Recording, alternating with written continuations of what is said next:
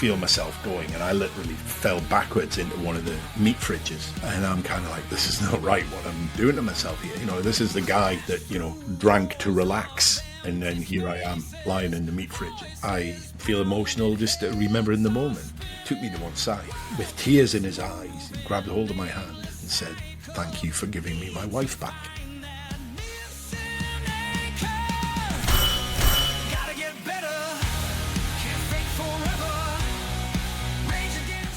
So, a little bit about yourself. Andy Smith. So, a heavy drinker all his life, everything fell apart for Andy as a 50-year-old father of 3.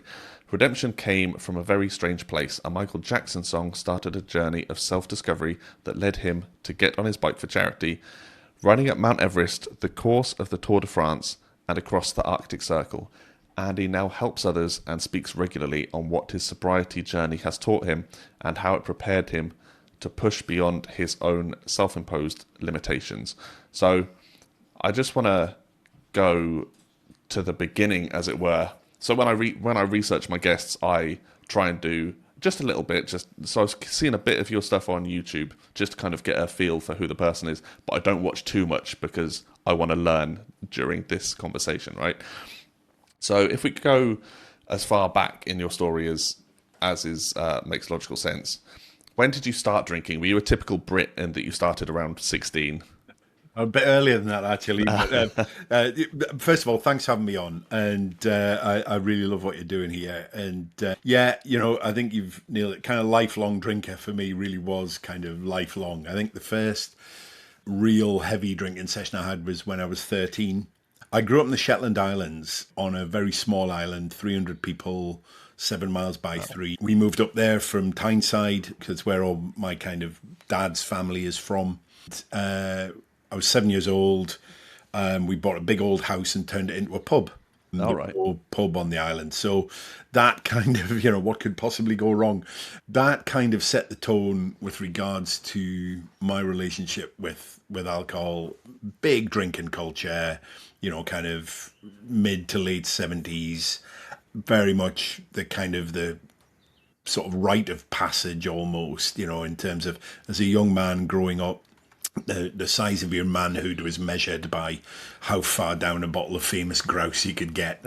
And so that was a very integral part of my kind of early years was, we used to go and sit in a cow shed and things like that on a Sunday morning, and I'd watch the old guys swapping stories with whiskey and McEwen's Export, Tennant's Lager, all these kind of things.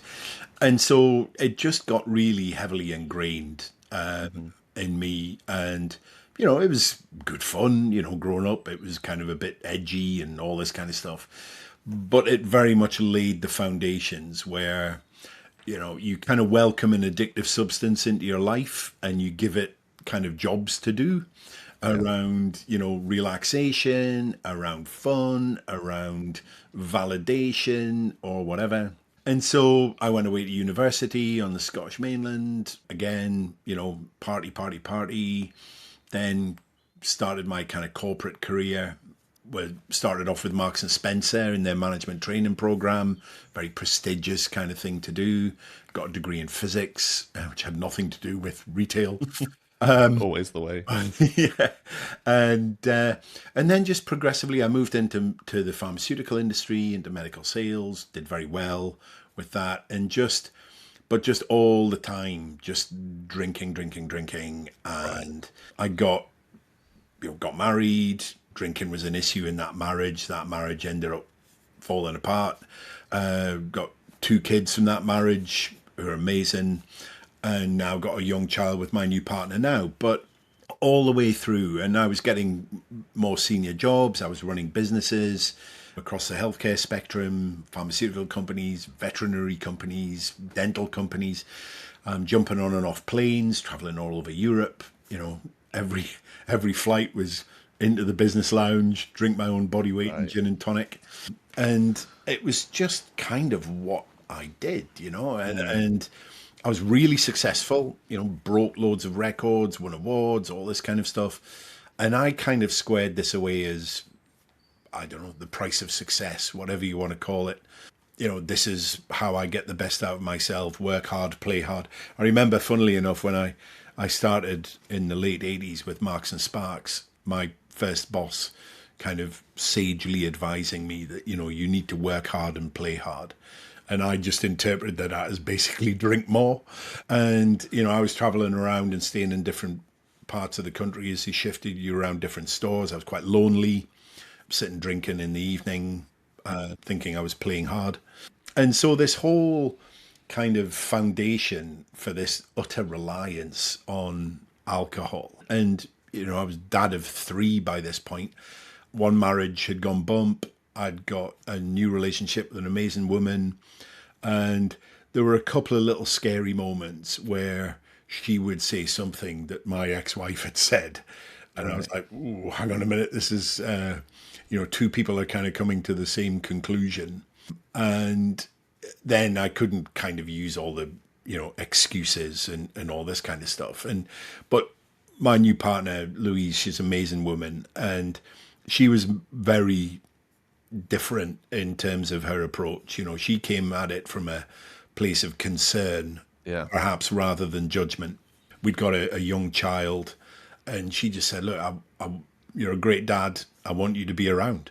And that was a very different kind of message to the kind of, I don't know, nagging is probably a strong word, but probably not a million miles from the truth that I was getting before. And it's interesting when people are addicted to something and you get given ultimatums and things like that, it's a real high risk strategy, because if somebody says, it's me or the booze, it's kind of like, well, I'm addicted to the booze, but I'm not actually addicted to you. Yeah. And that can be a really kind of tough sort of situation. But I think, if there's anybody listening to this that has got somebody that they care about, that they love, that is struggling with addiction, and maybe thinks that they don't care about it because they continue to do it, I'm here to tell you that that is highly, highly unlikely to be true. The self-loathing I used to feel for what I was doing was really profound. Waking up in the morning with a sore head and just feeling, I didn't tend to get hangovers, to be honest, because I was drinking up to a litre of spirits a day and, holding down a high pressure job. But, I'd get in at night, make up for it then. I went to see my doctor asking for help, and she said, do you drink during the day? And I was like, well, no, because I've got responsibilities and stuff like that. And she just said, well, basically, there's nothing wrong with you then. You're not an alcoholic, as she put it. You just need to cut down a bit. And that was quite crushing to me, because I'd worked up a lot of courage to go and ask for help. Yeah. And then to be told basically, I don't know why you're here, there's nothing wrong with you. I felt really cheated by that. And then she referred me on to talking therapies. I called them up and said, need help with my drinking. Their first question was, are you still drinking? And I was like, yes, that's why I'm calling. And they said, oh, well, we're sorry, we can't help you while you're still drinking. And I said, can you explain that, please? Said, yes, we need you to stop drinking first. And I was like, well, this feels a little ironic, because if I've stopped drinking, then surely I don't actually need your help in the first place. And so it was kind of this, I went to AA meetings and things like that, and I'd got this kind of sense of being completely and utterly broken and unfixable. I went to AA and I was sat there, and bearing in mind, I was working in the healthcare industry, basically in a selling and influencing role. And I kind of understood the dynamics of that. I understood the psychology of that. And I went there looking for some hope, looking for somebody that I could point at and go, I want to be where you are. And what I found was a group of people that very few of them were working. They'd all pretty much lost everything. Right. They were all calling themselves alcoholics. And, it was everybody's little gambit when they started, hello, my name's Dave and I'm an alcoholic. And I was looking at people who'd been going to these meetings for 10 years and they were saying exactly the same things as people who'd been going there 10 days. And I thought, where's the exit strategy here? When does the change come? And I just thought, you know what, if you're here trying not to be an alcoholic, I'm no expert on this because clearly I'm drinking way more than I'm comfortable with. But I know the single worst thing you can do is to then call yourself an alcoholic. You've got to. Emotions are powerful. I understand about it, or certainly understood a bit back then. I've learned a lot more about how the subconscious mind works. But if you identify as you know an alcoholic, then you will always be an alcoholic. And Right. I just thought, I want to transcend this. I want to move on. And I remember a little old lady, and she was lovely. She was really sweet, really caring. She gave me a book and all this kind of stuff. And I went to 2 or 3 meetings, and she said, "Oh well, Andy, what do you think then?" And I said, I don't think this is for me. And she kind of nodded sagely and she said, "Yes, I think you've not hit rock bottom yet." Kind of. And I was kind of, well, that's kind of why I'm here. I mean, I've said this before, but it's kind of, I felt like I'd gone to Weight Watchers only to be told that I'm not fat enough. And, it's like, come back when you're 30 stone and you've had a heart attack, and then we can help you. And I thought, wow. And so, I just carried on drinking, and health deteriorated. Louise was getting more and more concerned about my mental health, about my physical health. I had terrible gout in both Right. knees and both ankles, which is excruciating. So I was, flying around Europe, and I was getting off planes in different countries, and almost needing a wheelchair to go and get to baggage reclaim, to go and get my bag. I remember one particular night I'd landed in Amsterdam, and I got a train to Rotterdam, and it took me about 10 minutes to walk down the platform at sort of midnight. And I was just shuffling down, and I thought, this is madness, what you're doing here. It sounds like a real sob story, doesn't it, when I'm kind of saying like this? But it all kind of really came to a head. And when one day I was in our local Tesco supermarket, and I had a walloping panic attack. And I'd never had a panic attack before, certainly not one like this. My heart rate was probably, I don't know, 200 beats a minute. My skin felt like it was on fire and burning, and I could feel myself going. And I literally fell backwards into one of the meat fridges. And I was kind of lying there, sprawled in amongst all the sausages and the bacon and all this kind of stuff. And I'm kind of like, God, this is not right what I'm doing to myself here. This is the guy that, drank to relax. And then here I am lying in the meat fridge in Tesco. And I remember this little old lady coming and kind of helping me to kind of sit up. And she was asking me if I was all right. And I was trying to say I just slipped or something. And I remember just sitting there and looking at my feet. And I can, see the kind of the polished stone floor. And I remember just looking down and thinking, you can't carry on like this. You're just not going to make it. Hmm. And I suppose in terms of rock bottom, that was probably, let's call it a turning point. I think Yeah. everybody gets to that point where you go, I'm not willing to put up with this any longer. And I'm willing to make it a priority to stop fannying around and actually do something about it. But at that point, I had no idea kind of what to do. I felt like I'd exhausted all my options, been to the doctor, been to AA, I'd been to a hypnotherapist, been to Smart Recovery, I'd been to a local rehab centre. I was sat in the middle of Reading, with a 70 grand company BMW sat outside in my suit, and there's a whole load of young guys there in getting their methadone. And Mm. is this my peer group now? Is this, Mm. this is the kind of box I've managed to get myself into. And I remember one of the lads going like, "Is that your car outside, mister?" And I'm thinking, great, okay, well, that's probably my wheels gone when I come out. And I thought, God, I don't know what else there is that I can do to try and kind of come on top of that. And then a few days, literally a few days after the the sort of the Tesco incident, shall we say, I was running late for a meeting. I was running a veterinary company, and I was MD of that, and I was the headquarters was up in the north. I'm living down in Berkshire now, and I was running late to go and get up on the M1 and get up to a meeting, and so I was in the car, quite close to home. Kind of part of me was thinking, should I be driving? I feel okay. Probably shouldn't be driving.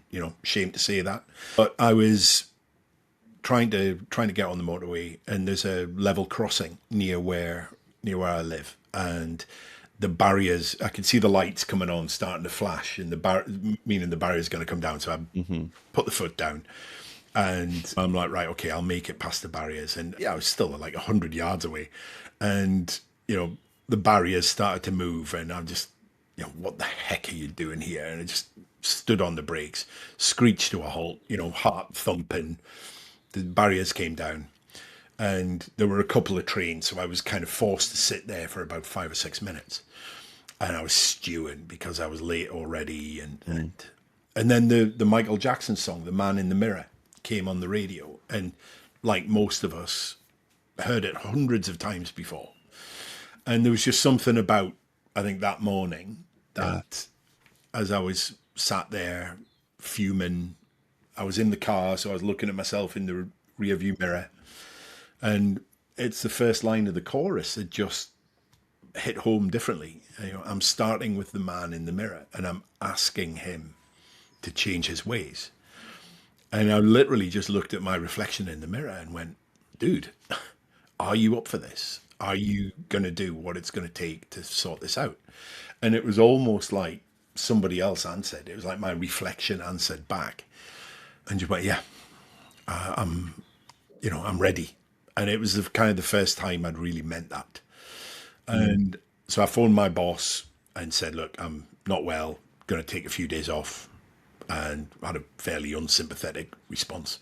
But I just thought, you know what, I need to sort this out once and for all. And part of my, for want of a better word, was I was really good at changing how other people felt about things. Really good salesman, really good at kind of understanding how humans work, meeting needs and all this kind of stuff. And I just thought, what if my answers lie there rather than, sitting in a church hall calling myself an alcoholic.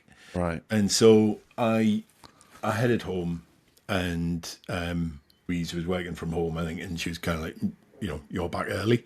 I'm like, yeah, I'm just taking a few days off. I've got to sort this bloody drinking out once and for all. And so I went upstairs, went to the cupboard where all my old course materials and personal development courses and all that, and I'm going up and down the stairs, shoving all this stuff in the car. And there's a little lake near where I live, where I walk the dog around and all this kind of stuff. And they've got a little car park overlooking the lake. It's really nice. And I drove down there. It's a place of just kind of nice, positive energy. And I got everything stacked up on the passenger seat. And I started to spread it all out over the dashboard, over the back seat and everything. And I'm sat there and I'm like, right, the answers are in here somewhere. And I've just got to find them. And I literally sat there from dawn till dusk for 3 days, working through what are the key components of lasting change as I know it. And what would I do if it was somebody else that came to me looking for help on this kind of, and I kind of sketched out a process. It was no more scientific than, well, I'd probably start here, then I'd throw in a bit of this, and then we'd do a bit of that, and we'd be asking these kind of questions, and then we'd start to reinforce it with a bit of that. And so it kind of mapped out into this kind of 7-stage kind of journey, as it were. And I could bring things from my kind of corporate world to kind of go, right, so step 1 looks like this, and I've learned tools on that, and step 2 would be that. And so I kind of mapped all this out, and it was interesting to just see it out on a bit of paper. And some of it I'd tried before, ironically, but I'd never put it together in a journey. You know, I tried something singly and it did maybe kind of worked for a little while, but then, you know, I'd given up on it. And I just made a commitment to myself. I was like, right, okay, I'm going to start at the beginning and I'm going to work my way through all of these things. And I'm not going to quit until I've completed the process. And so I did that over the course of these 3 days. And I remember going back and saying to Louise, I said, you know, something's happened here. And I just feel a bit different about booze. And I'd not been drinking the whole way kind of for these 3 days. I was, you know, and when you take action on things, I think we all kind of know that. It's kind of like the fear kind of goes away and stuff, and Yeah. you get busy. And I said to her, I said, you know, this is different. And of course, you know, you see the face of somebody who's kind of like, you know, well, we'll see, won't we? Yeah, And we'll see. you know, it's kind of like, this sounds good, but I'm not going to get my hopes up because I've been here Yeah. before, sunshine. And I couldn't explain to her kind of how I felt differently, but I just thought, okay, I'm going to just take a break because, you know, the Tesco moment was sort of recent. And I thought, you know, and I was looking at my little boy. He was what, 2 at the time. And I just thought, I owe it to you to at least see this process through. And bearing in mind, again, if you go back to the little boy in the Shetland Islands, you know, I was conditioned that if you couldn't had your drink, as they would say up there, then, you know, you were a failure, you were a loser. You know, Yeah. real men could drink a bottle of whiskey and still stand. I actually tell the story. There's a guy called Brian who grew up in the same island as me, and I remember as a young lad at New Year, we used to go around, used to travel around everybody else's houses and stuff because there was very little to do. So you made your own entertainment, very social. But I remember I was probably 7 or 8 years old. Brian would have been probably about 20. And I remember somebody saying to me, see Brian over there, he can drink a case of Tennant's Lager and still stand. And I was like, Wow. I've just met Batman. You know, this is a superhero right Scottish here. Batman. Yeah. Well, yeah, exactly. Uh, and it was funny. I wanted to be like him, but I wanted somebody to talk about me like that. And all of this stuff, you know, and people say to me, God, I don't know how I ended up here. And I'm like, you might spend all of your life trying to find the kind of the one thing, but in actual fact, there's probably 100 different reasons why you've got yourself into a situation where you're addicted to a substance. You know, don't get me wrong. There are people who are dealing with trauma, abuse, grief, and things like that, where you've kind of got one thing that you can kind of point at. But I would say the majority of people, they're just like, I don't know, my life's okay. I seem to be hell bent on screwing it up with my drinking, but Hmm.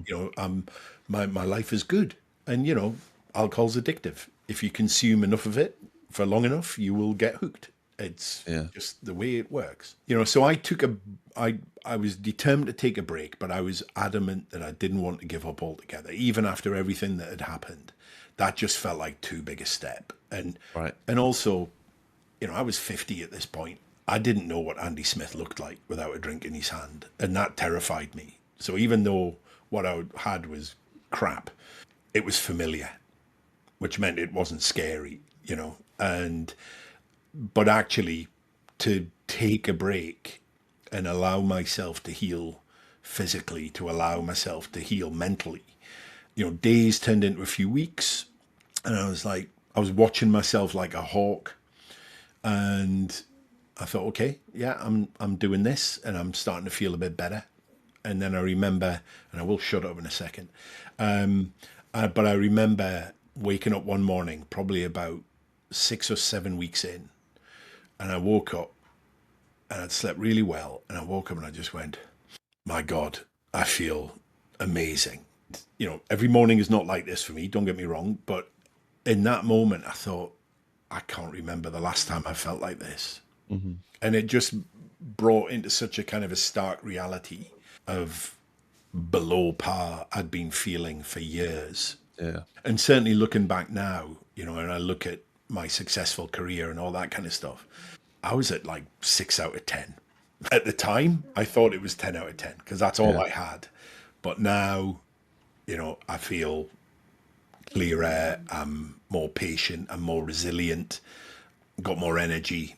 And it's, I think you get to that point where you go, now I have something that, am I willing to throw this away by drinking again? And then it's a different conversation and it's a different choice. And I just thought, I think I'm done. Literally not looked back since. And now, helping people to kind of go on that journey as well has been, I mean, it's easy to get churlish and say, oh, well, maybe it's the reason why I was put on this planet. But actually, it's certainly the reason why I went through what I went through because it gives me the ability to empathize with people, but Yeah. also be that guy that I was looking for in the AA meeting as well and kind of go, Yeah. it's like the old, Terminator thing, isn't it? Come with me if you want to live. It's kind of, I needed just a direction, a kind of head in, and to be able to give people that now is extraordinary. I totally resonate with that. It's part of the reason that I'm doing this podcast because I have like battled with depression several times in my life, and the kind of the routes that you go down, the medication and the doctors and the therapy are fine, but it wasn't what I personally needed. Mm. And when I wanted to, I always wanted to help someone. Like I'm similar to you, so I've got like a good career behind me. I work in tech, so really good career, good job role. But I still have always wanted to help people. And there was one point I went to college, like in my spare time, and did a course and got my level 2 certification in counselling because I wanted to go down that path. I thought maybe that's Yeah. how I can help people. And then when I completed that, I learned that this isn't the way that I want to help people. It's a very the way counselling works is you're not supposed to give advice. You're just supposed to hear the person out, Yeah. reshape what they've said, and then give it back to them Yeah. to try and give a different perspective. And that's not the way I wanted to do it. I wanted to like so my most recent bout of depression was I was trying to find someone out there who had been where I was Yeah. and could tell me, I've been there, I know this is how you're feeling, this is how you're feeling, this is how you're feeling, this is what you need to do. And that's what I really wanted to do. I wanted to reach those people now that I'm better and say, I've been there, I know Yeah. exactly how you're feeling. So I totally understand that. And as I say, that's kind of part of the reason that I'm doing this. So you mentioned that you were 50 around that time that happened. Yeah. What year was that? So that was 2017. So 58 now. Okay, so it's a lot of the things you said reminded me a lot of my dad. So my so I grew up in a pub as well here Okay. in Berkshire. My dad had three pubs, and he was an alcoholic. And eventually, my mum left him because of the alcoholism, and he had gout as well, such as you did, and he was overweight because of it. It got to the point where he had to have like a little mobility scooter because he was shuffling around as well. He could barely walk. He just sat at the head of the bar from morning till night, just drinking, drinking, drinking. Yeah. And he was in and out of hospital as well. He had heart attacks and all sorts of things. And several times they said to him, if you don't stop drinking, you're going to keep coming back, and one of those times you won't leave. Yeah. And there are a couple times that he stopped. He didn't do AA, he didn't do rehab, he didn't do anything. He just kind of tried to brute force it. Yeah. There are a couple times he stopped, and you'd go to the pub to see him, and he'd be drinking a soda, and that was really good.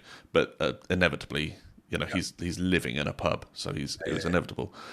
And he didn't do the work, he didn't get out of it, and he died when he was 53, and that was like 20 years ago.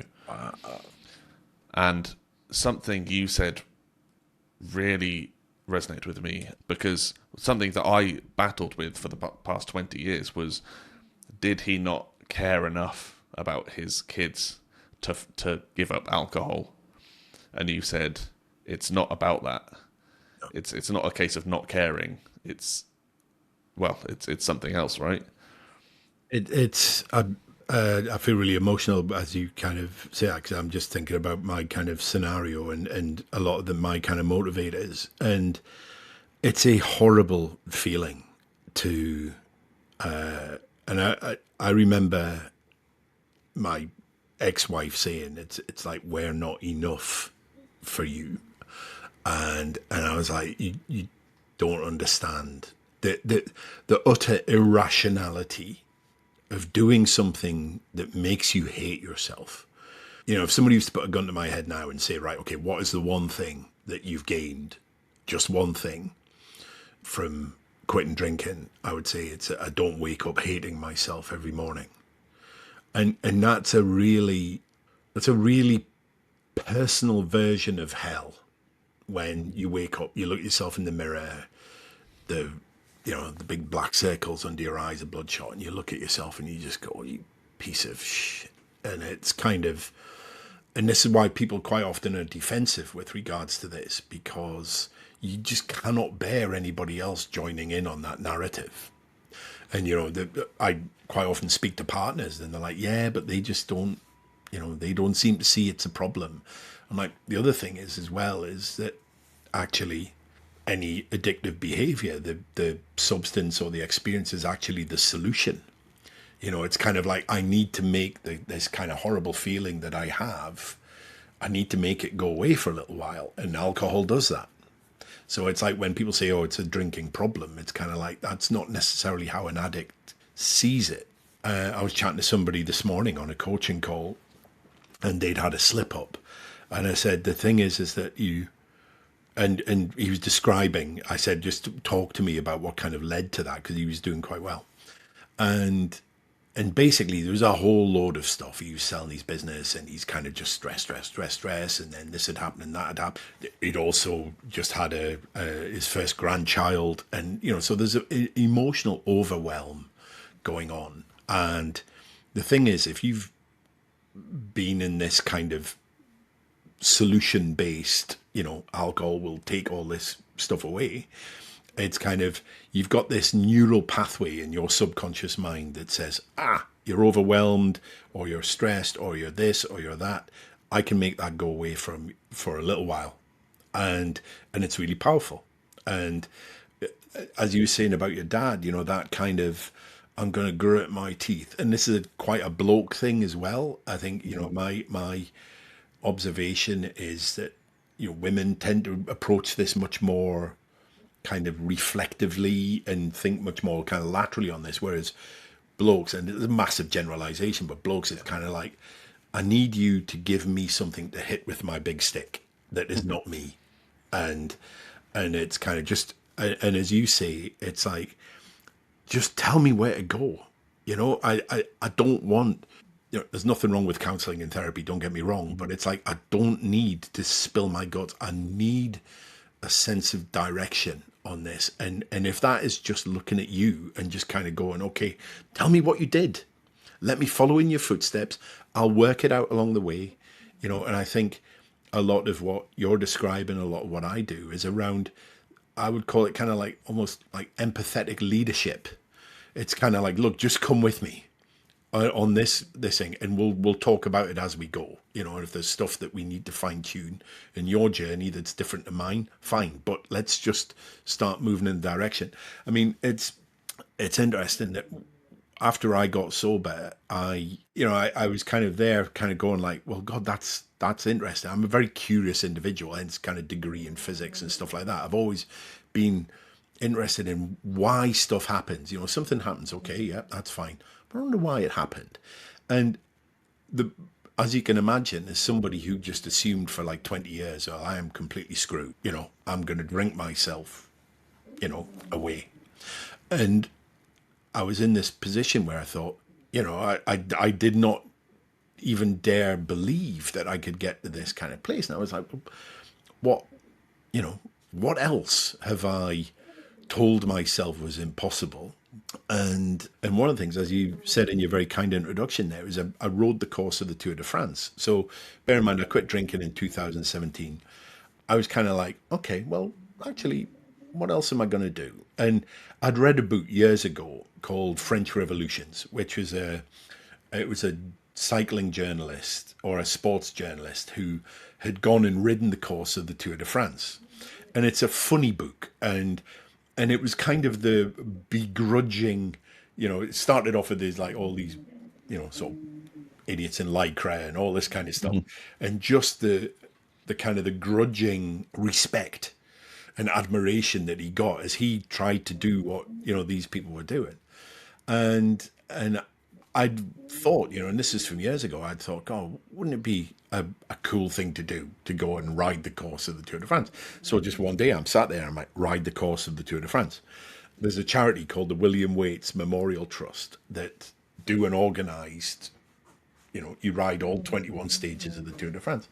And I was like, oh, that looks kind of interesting. I had a look around the website and I gave them a call and I said, look, is this what you do? It's like you actually go to France and ride the thing. Yeah, absolutely. And I was like, oh, that's really interesting. Can you send me more information?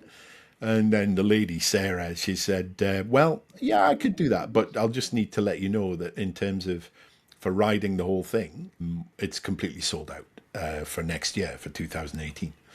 But she described what it was that they did, and you get your support vehicles and they sort the accommodation out, but the caveat being is you've got to raise money for them.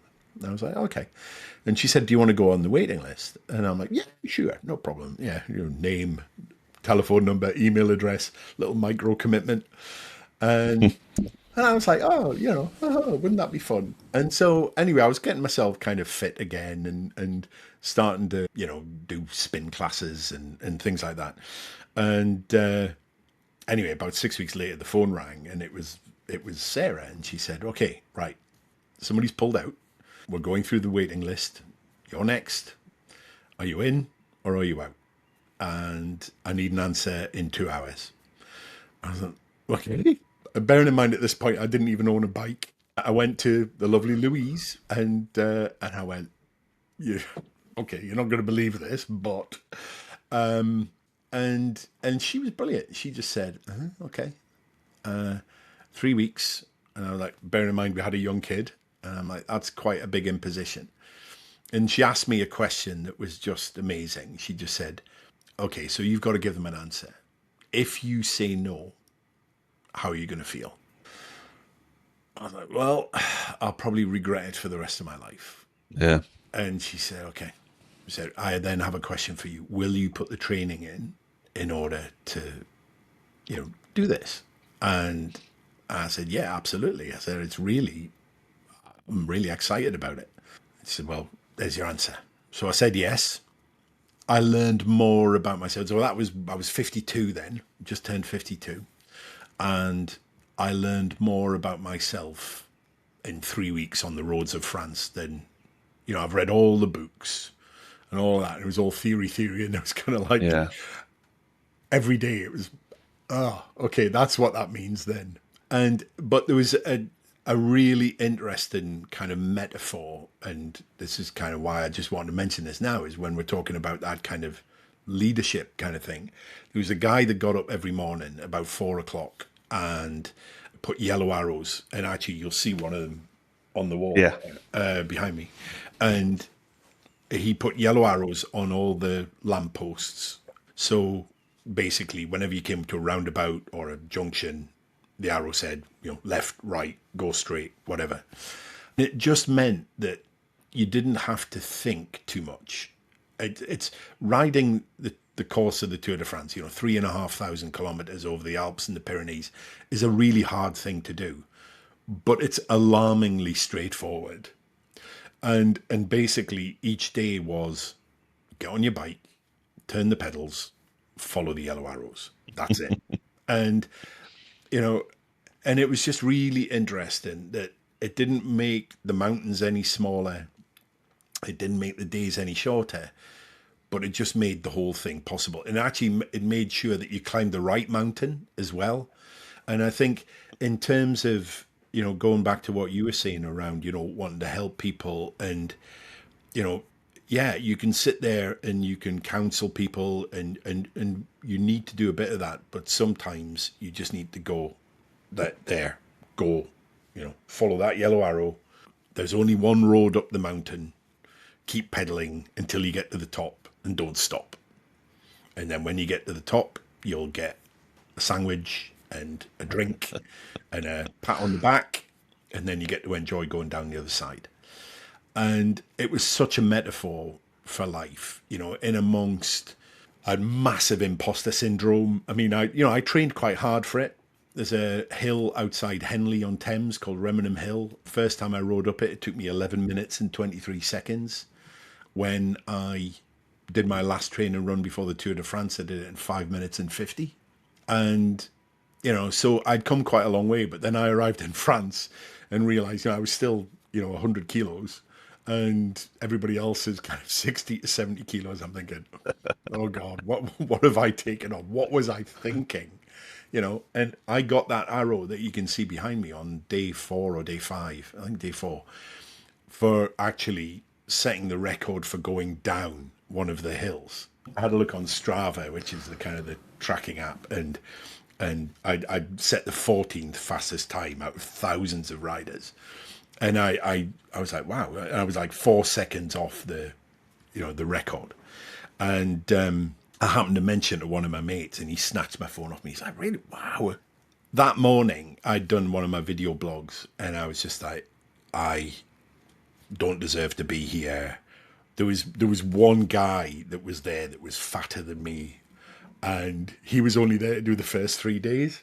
And I'm kind of like, he was the one guy that kind of made me feel a bit better.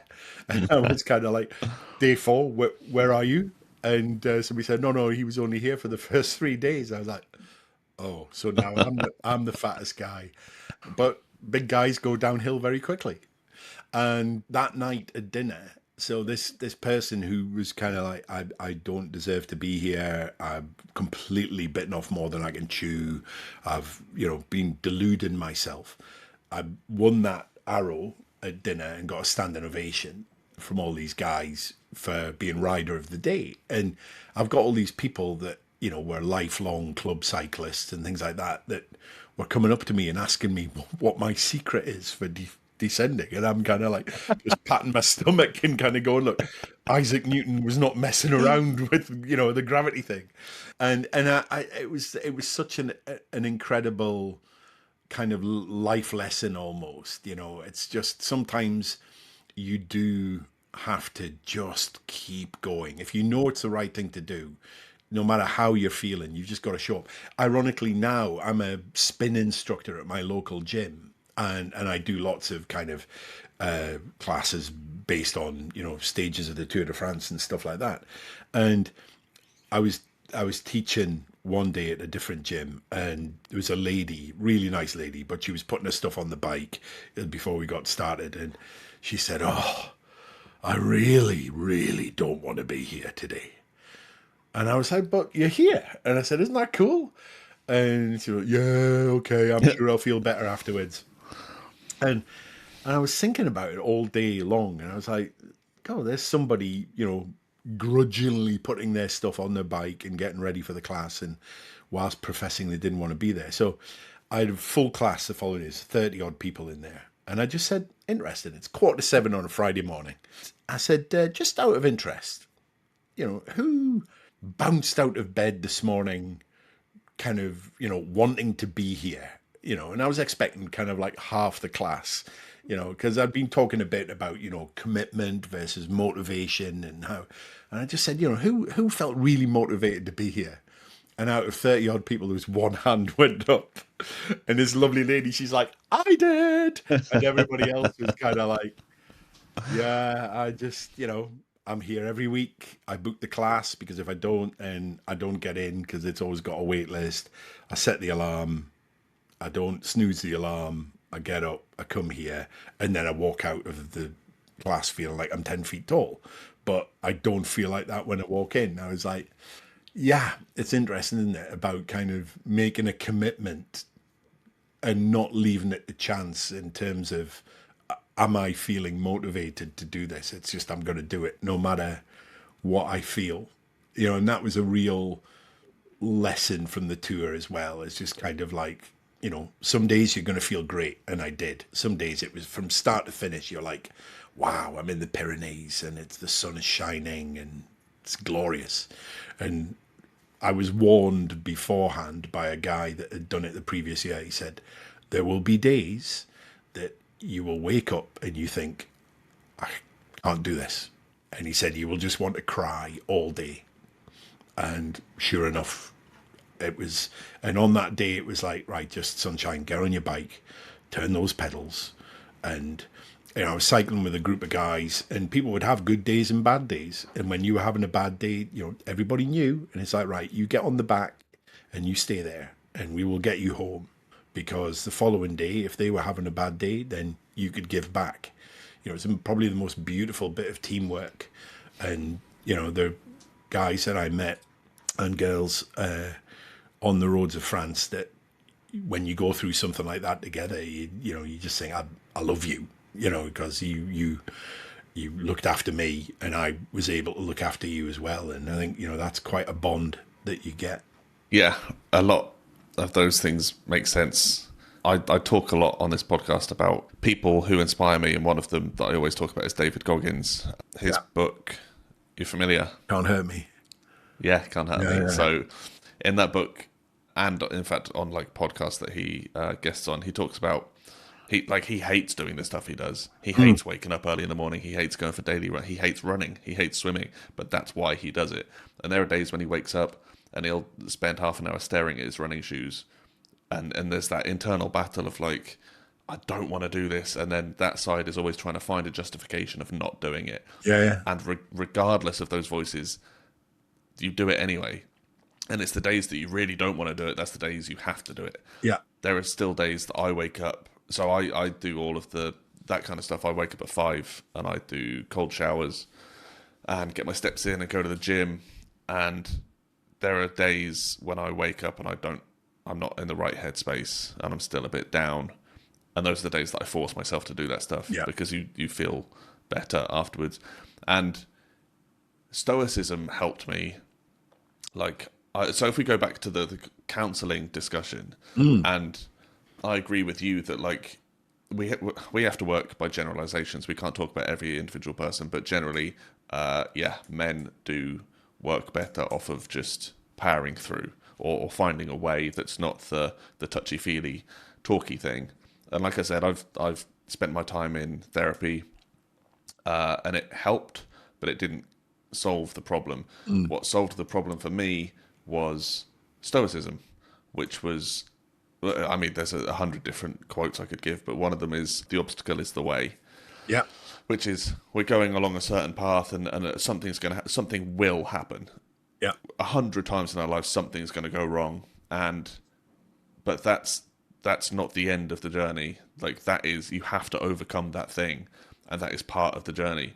So there are days when I go to the gym, as you were saying in the spinning class, I'm not motivated. When I get there, sometimes I'm tempted to walk up to my trainer and say like, "Oh man, I'm not looking forward to this session," or "This new program, like, it's not for me. I'm not looking forward to it." And Stoicism's taught me that those are the things you need to encounter. So now I almost use it as fuel. If I'm like, I'm not feeling this session, I don't want to do this. Yeah, that's good.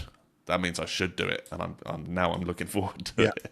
It's funny, isn't it? Because like there's, you hear people saying to kids, "Oh, you don't have to do anything you don't want to do," and I'm like, that thing you don't want to do is probably should be top of your list. There's another good quote that I saw, and I was like, "Wow, that is great." It said, "The magic that you're looking for is hidden in the work you've been avoiding," and I think if there's one thing, the Tour de France, riding my bike up Everest and things like that, and even just little things like the cold showers, doing breath work. Anybody who's done any of the Wim Hof stuff, kind of learning how to develop that muscle of when everything is screaming to take the easy option, you even just delay it. I mean, the breathwork stuff is fascinating in terms of kind of like, I need to take a breath. I'm just going to give it a few more seconds. I mean, there's nothing more visceral than, needing to take in a lungful of air, and you're kind of like, I'll just give it 5 more seconds. And then actually, that moment has just passed a little bit ago. And then next thing you've done another 20, 25 seconds and you think, now I'm going to take my breath. And just, even the cold showers, it's like, I'm going to put my arm in, the other arm in, and then leg, chest, and it stings and it's uncomfortable. And then you come out of the shower and you go, yeah, but it's like, it's impossible to be in a bad mood after you've had a cold shower. I really believe that. You go down to Brighton Beach and places like that, and you see all the little old ladies who've been in swimming in the morning, or any of them looking glum or anything like that when they come there. That lake near where I live, where I kind of went on my sober journey, they do open water swimming, and sometimes I'll walk the dog around there, and every single person that's coming out that water on a, at 8:30 on a Saturday morning or whatever, they're all laughing, they're high-fiving each other, and there's just, I think, to kind of do that whole, you don't have to do anything you don't want to do. I think you're really selling people short and teaching them, it's almost like the opposite of stoicism, I guess. It's kind of, no, you're going to do this and you're going to keep doing it, and then you're going to get better at it, because someday that thing that you don't want to do is going to be the thing that might save or change your life. And you need to have some things in your toolbox. You need to have some experience to just kind of go, this is where I go to when everything is telling me no, or I'm scared, or, I just, whatever that kind of fear response is, and all the excuses come. That's probably been one of the biggest things for me, is I've learned what that voice sounds like now. I remember, I rode to Everest Base Camp, and, God, you cycle at 5,200 meters. I remember watching that episode of Top Gear where they're going over the top of the volcano in Bolivia, and they're all popping Viagra, and the cars are like conking out because there's not enough air. And I was like, that's the height I was cycling at.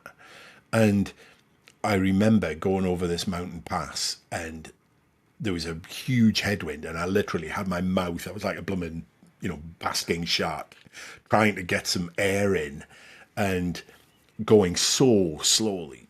And all I wanted to do was get off the bike and cry, just curl up like a fetus behind the crash barrier. And I was saying to myself, yeah, that's an option. You can do that. But you'll just have to get back on your bike again, because nobody's coming. The vehicle that we had gone past, and they were waiting at the top. So you can get off and have a cry, or you can just get on with it. And actually, every mountain that I'd ridden up on the Tour de France and all that kind of stuff taught me that the job finishes at the top. It doesn't finish halfway up. And so it's like, right, okay. And I would pick a stone on the road, and I'm doing, you could have walked faster than I was cycling. And I'd just pick a little stone, and I would watch it coming towards me, and then it would go underneath the wheels of the bike, and then I would pick another one. And I did that for 45 minutes to just try and get over the top of this mountain pass. And then, of course, you cycle up to the top, and there's people getting out of their 4x4s and things like that with oxygen masks on, and you come wobbling up on your bike, and they're like, what, where the hell did you come from? And you kind of then go, yeah, I just did that. And, it's pretty life affirming. And it's kind of just understanding, none of us are born with an instruction manual. And it's like, how do I work? How do I encourage myself in those moments when it feels like I can't go on? What is my strategy? And the old, you don't have to do anything you don't want to do, is you're depriving somebody of that lesson to kind of learn a little bit about themselves. Yeah, I said this on an episode the other day, so I'm going to repeat myself, but the whole child rearing thing has been interesting. So I've got two young kids, 2 and 5 now. So I never judge a parenting style, because it's just so hard. Yeah. Like, it's the hardest job in the world. But I remember like 15 years ago is when there was this shift, and that's when they started bringing in things like the participation trophies and things. Yeah. And there was a big uproar from kind of the older generation saying like wrapping them in cotton wool and all that kind of stuff. And on paper, it sounds good, like protect the kids, make them all feel included, like no bullying, that's all good. But the problem that we're seeing now, what I'm seeing in kind of the media that I'm consuming, is now we're seeing those kids who are now like 20 and they've gone through their entire life without any hardship at all. Everyone has just been super nice to them all the time. Everything's been given to them. They've never failed at anything because everything has just been, yeah, well done, pat on the back. And then the first time in their life that they're challenged in their 20s, they can't handle it and they just crumble. And they feel like they're being attacked. And they always say that, you're attacking me. And there was this book that I read last year called Hard Times Create Strong Men. I can't remember the author. And that really helped me because he talks about why this new generation of men are not what we would classically consider men. Like they're all kind of a bit soft and gooey, and I was one of them. And he theorizes that the reason behind that is because like coming up towards the end of the 20th century, start of the 21st century, there was a big increase in divorce rates, and the vast majority of custody goes to the mother. Yeah. So there was an entire generation of single mothers raising boys, and that includes myself. I was raised by my mum, and they don't know how to raise men in certain scenarios. So I went through life a certain way, and there were, I wasn't particularly manly in certain aspects, and that kind of, I just had to kind of learn that later in life, which was unfortunate. But as a parent now, I try, like, don't get me wrong, I'm not going to throw my kids into a pile of broken glass and say, get on with it.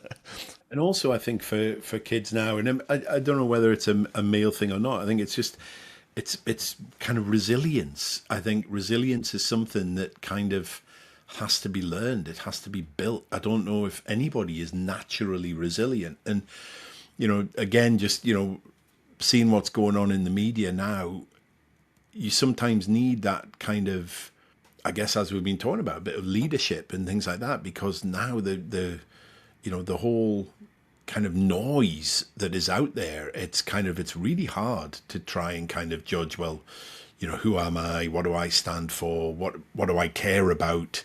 I'm getting told all these different things, and I've still yet to watch the Netflix adolescence thing, and I'm scared of it because I kind of sense around kind of where it's what the sort of the plot of it is. Yeah. But it's, I think, just that kind of, life is hard. Let's be really clear. And if you're not necessarily doing anybody any favors by, as you say, covering them in cotton wool. There's that story about the guy that finds a chrysalis, a butterfly chrysalis, and it's struggling to get out.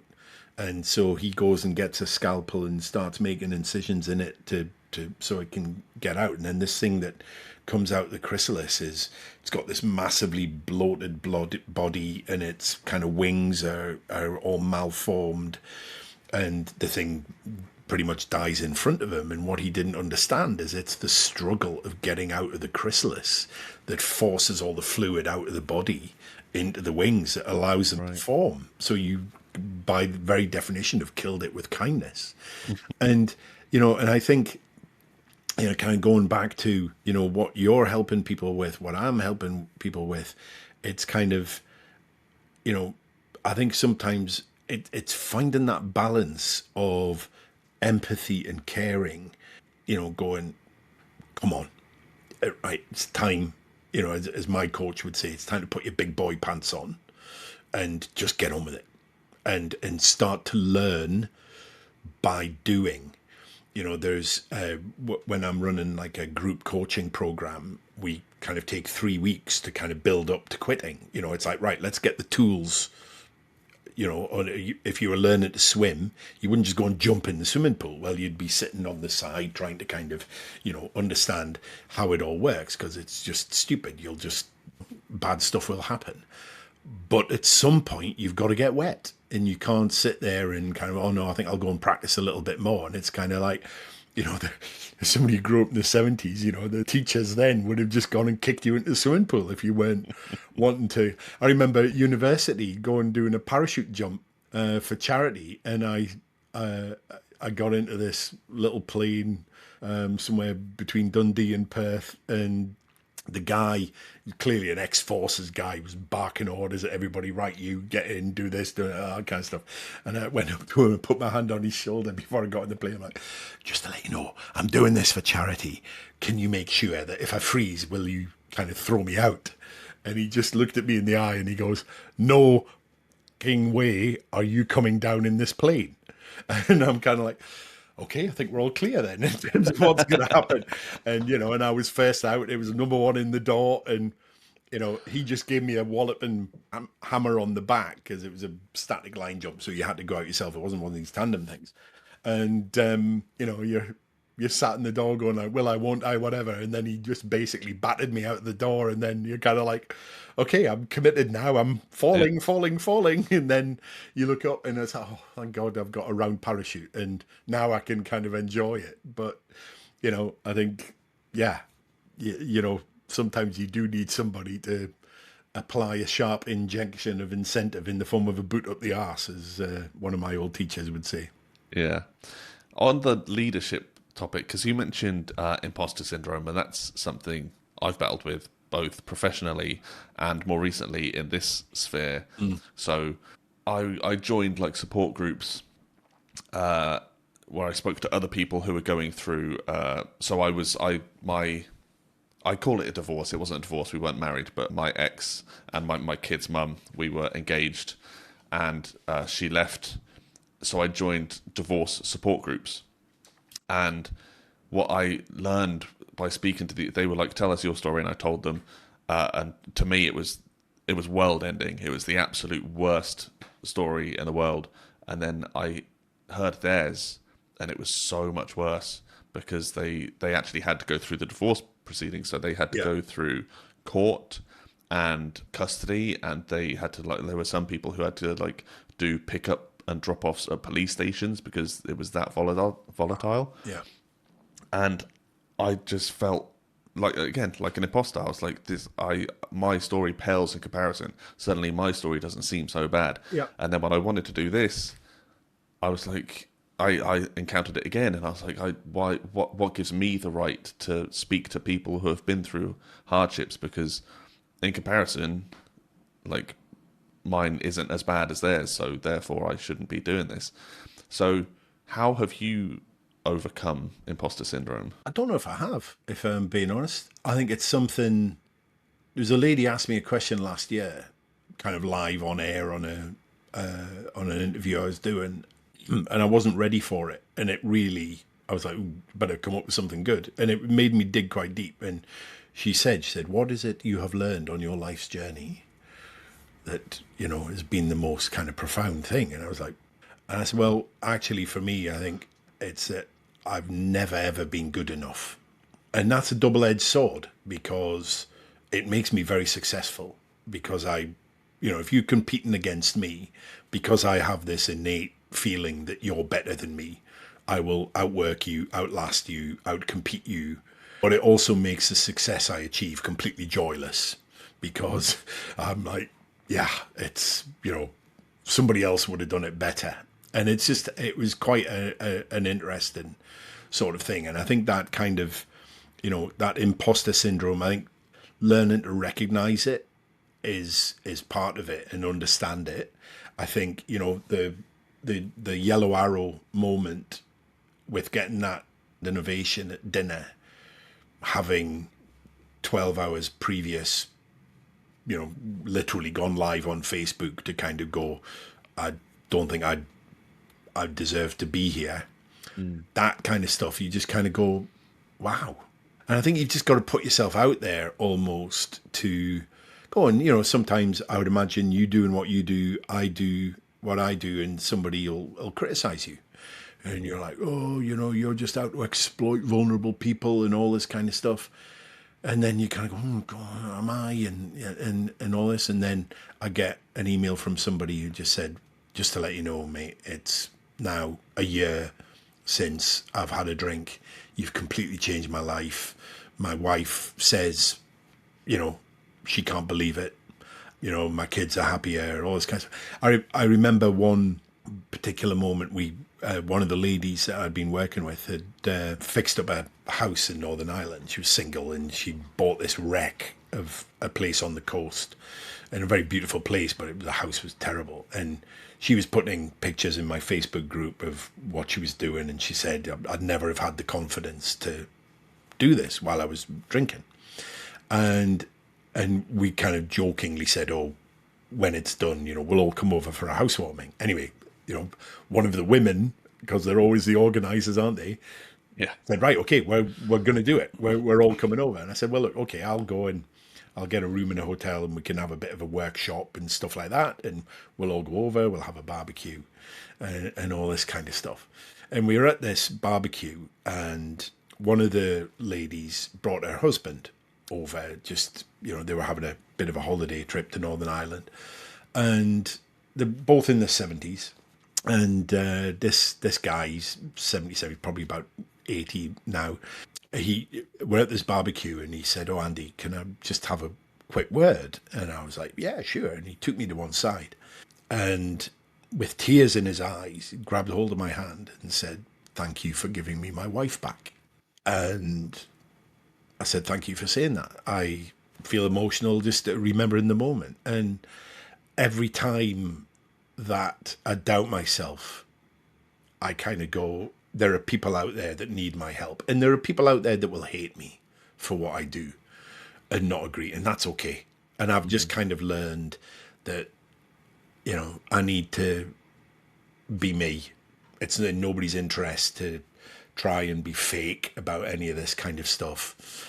That's why I like telling my story. You know, if it resonates with some people, great. And if it doesn't, also great. You know, and you know, sometimes when I'm doing discovery calls with people, you know, they don't like the fact that I'm a big sweary northern bloke, and I'm like, okay, that's fine. I'm not your guy, you know. But if you and I work together, I will take the piss out of myself. I will try and make you laugh at yourself a bit because I think that's quite healing. But if you don't like that, then, you know, go find somebody else, and you know, there will be somebody out there for you. Make no mistake.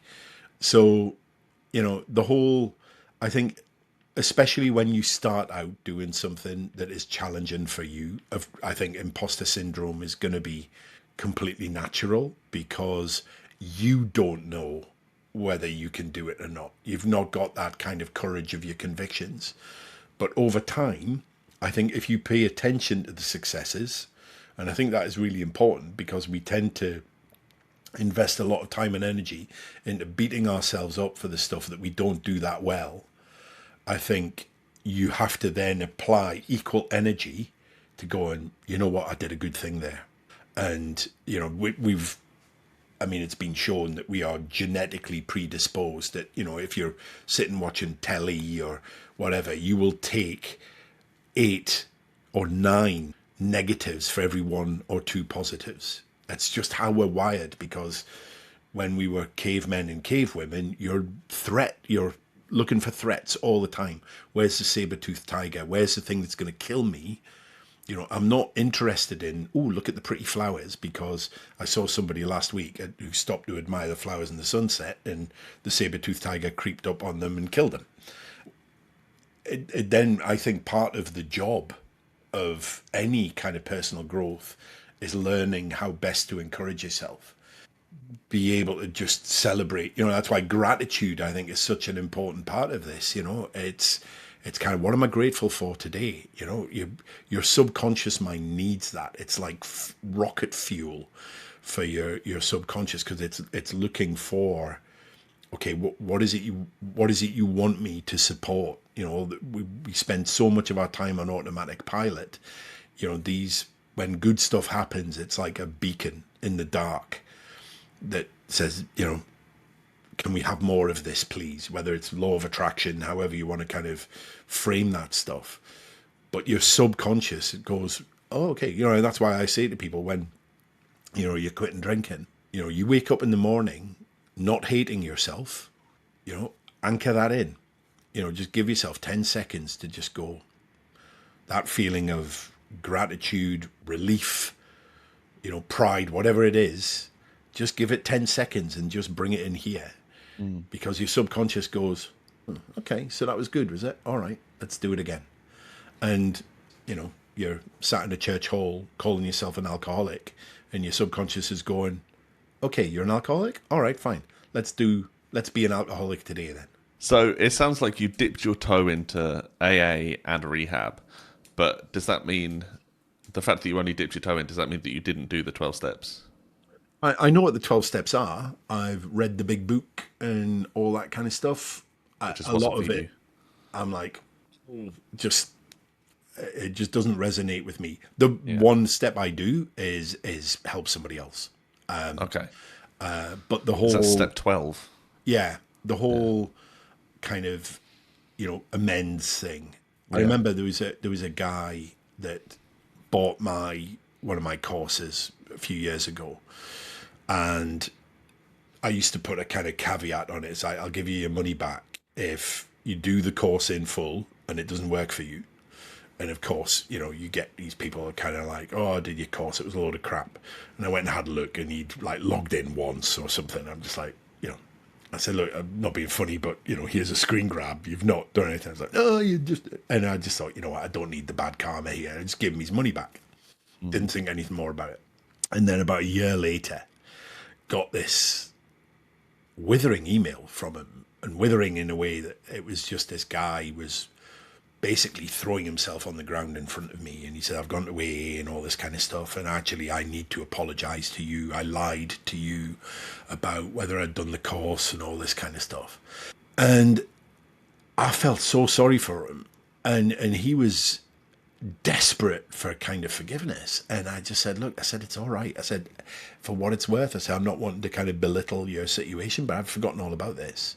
I've moved on. And, if you need to hear that from me, it's okay.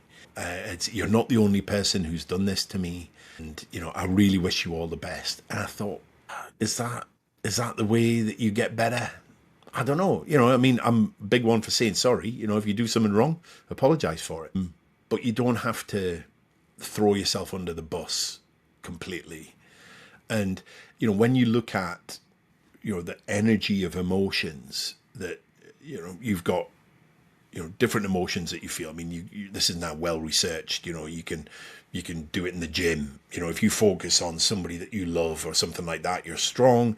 At the other end of the spectrum, if you choose to focus on emotions that you feel, guilt and shame, you literally can't lift the weight. And so we now understand that there is a sliding scale of emotions, some of which are very empowering, love, joy, happiness, acceptance. But you've got, grief, guilt, shame, rage, fear, which are very corrosive to our kind of well-being. And for me, and actually, if you look on that scale, the 12-step process actually calibrates. It's not at the bottom by any stretch of the mean, but it's below the line. And Right. so if you are riddled with guilt and shame, then for sure to move your vibration up is a real positive, and it feels good. But there's more to it. You don't quite get to that point of thriving. You get to survival. And it's interesting, when I first brought my book out, there was a chap that I know up in Scotland, and he because he knew me, he bought the book, and we were at dinner or something. He says, oh, I read your book. And he said, wow. He says, you've really helped me understand my dad. And I was like, okay, how do you mean? And he said, he's a big AA guy. And he said, I'll phone him up and say, right, Dad, I'm putting a new roof on the shed on Tuesday. Can you come round? The weather's going to be nice. Can you come round and give me a hand, hold the ladder and all that kind of stuff? And his dad said to him, ask me on Tuesday, because I don't think that far ahead. I'm living my life one day at a time. And he'd felt very angry about that with his dad. He said, now I kind of get that about the kind of one day at a time, don't think too far ahead and all that kind of stuff. And I get that, if people need that, then fine, and again, what I'm saying about the kind of the Tour de France type stuff, it's kind of like on those bad days, don't think too far ahead. Every time I thought about riding up the Champs-Elysees, like you get freaked out. And it's like, just, get on your bike and pedal and follow the yellow arrows. But at some point you have to look up and you've got to kind of go, well, actually, where am I going? Why am I putting myself through this? So, don't get me wrong, AA have helped a lot of people, but they've also alienated a lot of people as well. I mean, when you start, it's very hard to get kind of data around it, but there's a kind of a general acceptance that over 80% of people who go to an AA meeting never go back Oh, because they're like, it's like, so when people kind of, email me and go, you should, AA should be for everybody and all that kind of stuff, I'm like, but it isn't. Some people just, it's kind of like, they're like, these are not my people, and I think you've got to find what works for you. So, yeah, I didn't do the rehab thing. I speak to a lot of people who've done rehab, and I don't know, my view is it's probably the easiest thing in the world just to lock somebody away. And then, you take the phone off them, you just put them in a assisted living type thing for a month, and then you come out. Congratulations, you know how to drink for a month and think that it's all fixed. Spoke to a lady in Texas, she'd been in rehab 28 times. And, she was contemplating a 29th. And I'm like, okay, so the old Einstein thing about the definition of insanity is kind of, but yeah, if you've got that kind of money, then fill your boots. I read it's up here. Russell Brand's Yeah, Recovery. yeah, yeah. I've I don't know. It's difficult to say whether I've been addicted to things. Like I used to drink a lot, but I mean everyone did in their 20s. But my vice was always food. I always Yeah. overindulged with food, and that's why I got that book. And I've read it a few times. I was the same as you. There were two facets that I couldn't get on board with. One was the religious aspect because I'm an atheist, and the second one was the whole. So one of the steps is like list all the people you've ever. It's not even that you've wronged, but it's like anyone who's ever hurt you in some way. And then I would never do this because I'm not like, I'm not like addicted to. I'm not a drug addict. I'm not alcoholic. Like I was just trying to eat a little less, right? But even the thought of like when you get to that step later on in the 12 steps where you have to go back to that list and reach out to those people and seek forgiveness, the thought of like approaching a school bully from 30 years ago Yeah. I'm is sorry just for giving you a wedgie behind the bike shed. It's like, like, what are they going to say? It's yeah. just a bit weird, isn't it? But, if it works for certain people, then fair enough. But aside from the 12 steps and the rehab and the AA, one thing I never understood, and you're the perfect person to ask this, one thing I never understood about overcoming alcohol in particular is once you've gone like 20 years without touching a drink, you're clearly not addicted. Well, maybe you still are, but I'd expect that to mean you are not an addict anymore. But the rule is you can never touch alcohol ever, ever, ever again. But if you've been 20 years, can you not have one and then just not just have one and that's it? So, Or does it always lead to just more, more, more? not necessarily. I think I would say that the neuroscience aspect of this around neural pathways, when you've when you do anything repeatedly, I mean, I always kind of jokingly said, like throughout my adult life, diets come and go, jobs come and go, relationships come and go, but the one constant that was always there was booze. And you wire your brain accordingly, and it's a bit like, you welcome it in the early years and you give it jobs to do. It's kind of like, it makes me fun, it makes me relax, it makes whatever. If you look at the neuroscience side of it, those neural pathways will wither and die off, but they don't disappear. Yeah, your brain has got, more neural pathways in it than there are stars in the known universe. And for me, this kind of journey is about, you've got some very dominant ones that are saying, I can't cope without this stuff. I can't relax without this stuff. People will judge me if I'm not drinking, Mm. or whatever the story is you tell yourself. And every time you think that thought, it's it's like lightning. And the process of healing for me is around. You've also got these tiny little neural pathways that are going, "Come on, sunshine, this ain't right. What are you doing? You're better than this."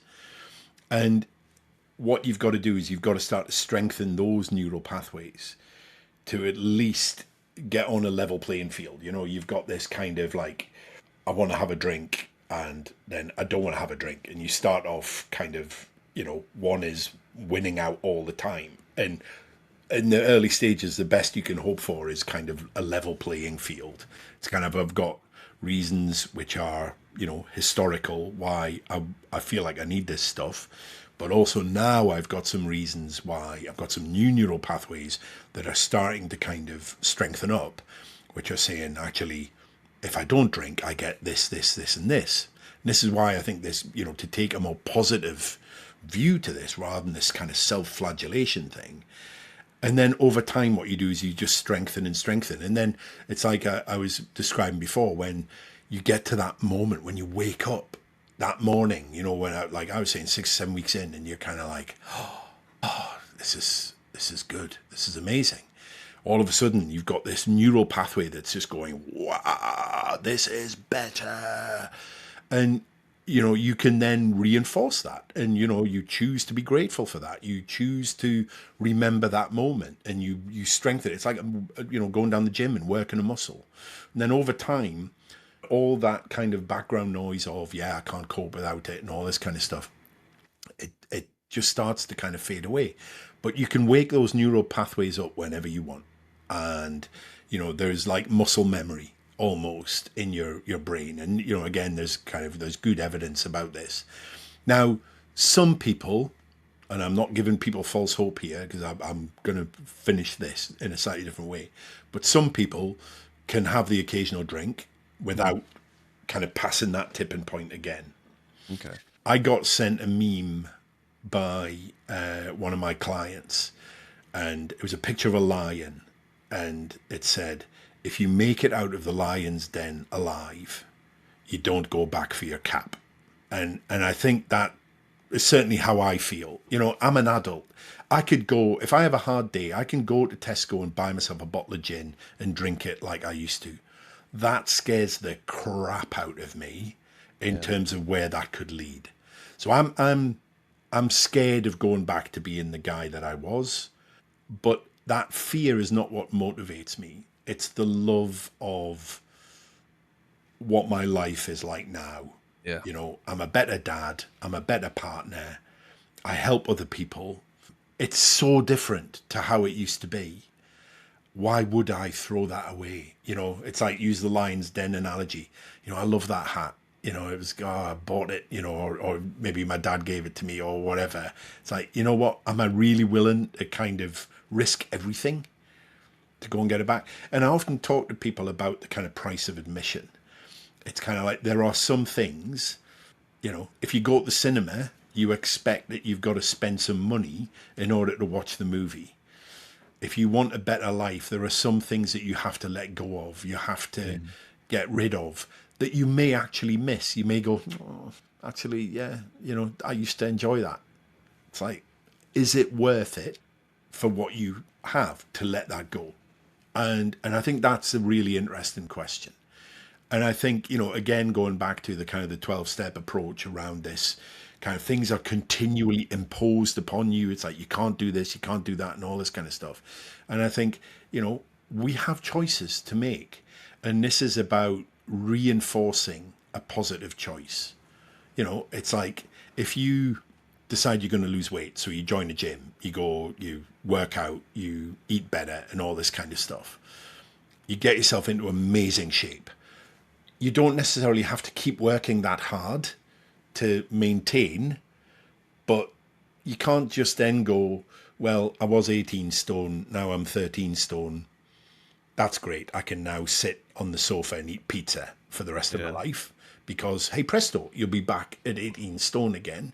So In the same way that you're not cured of obesity in that situation, you're not necessarily cured of addiction. And make no mistake, addiction is everywhere. It is, as you say, it's food, it's booze, it's gambling, it's porn, it's scrolling on social media. It's all dopamine, and that reward mechanism that is such a basic part of our kind of psyche. It's a very primitive thing. If you use the food example, when you were cavemen or whatever, if you stumble into a field of sugarcane, for example, and you start munching on this stuff and it's calories, all of a sudden your body goes, whoa, whoa, hang on a minute, this is good. This is going to keep you alive. Yeah. Let's give you some dopamine. Let's make you feel really good about this because it's going to make you want to come back. And that's what our reward mechanism is designed to do. Unfortunately, we now live in a world where there are substances and experiences that create far more dopamine than we were ever designed to cope with. And the problem with too much dopamine is dopamine downregulates its own receptors. It Yeah. downregulates serotonin receptors, the difference between pleasure and happiness. So the more pleasure you get, the more you want. And if you look at it, with food, people who are addicted to sugar, for example, are sitting eating a tub of ice cream, they're halfway through it and they're already wanting the next one because, it's so powerful, this kind of thing. That's why, when people say, oh, I'll go out and I'll have 3 drinks and then I'll stop. It's like, yeah, okay. If dopamine does it for you, that if alcohol does, your dopamine trip. I mean, it's interesting. When I was a teenager, I tried my best to smoke, and it just did nothing for me. Booze, oh wow, we were away. But cigarettes, I was like, and I wanted to get hooked on it because it made, back in the 70s, it like made you cool and all this kind of stuff. And I'm like, this is crap. My tongue's burning, and it's kind of like, I'm sat there. I nicked a pack of Embassy Regal off my uncle, and I'm sat there and I sat on the beach and smoked them like one after the other, going like, when does the fun start? And thank God I didn't get hooked. But the booze was a very different story. So we kind of have our own little propensities that nobody really quite understands. To kind of go back to that whole kind of process. And people sometimes say, oh, I've got an addictive personality. It's like, no, you don't. Everybody has got an addictive personality because we all have this reward mechanism. And, if you find that you are seeking dopamine in all things, it's because you're just overdosing on dopamine. And it's Yeah. like, I smoke, I drink, I gamble, and that it's because you're just desperate for dopamine wherever you can get it. A lot of people who quit booze end up with a lot of sugar cravings, and it's kind of like your body's going like, give me the damn dopamine. What can I do to get some more of it? I was addicted to smoking. I used to smoke. So I'm 36 now. I last time I smoked was when I was 25, I think. So it's been a long time. But I used to smoke 20 a day Yeah. before I quit. And I remember when I would try and quit, I had this thought in my head. I was like, right, I'm going to quit today. And then I'd say, well, but next weekend is that party and I'll want to smoke there. And then the week after that, I'm going to Reading Festival and I want to smoke there. And then I'm doing this and I'm going to want to smoke there. And there was always another reason to smoke. And it's the same with alcohol. I quit alcohol at one point in my life, 2018, for like, not for a lot, it was like 6 months.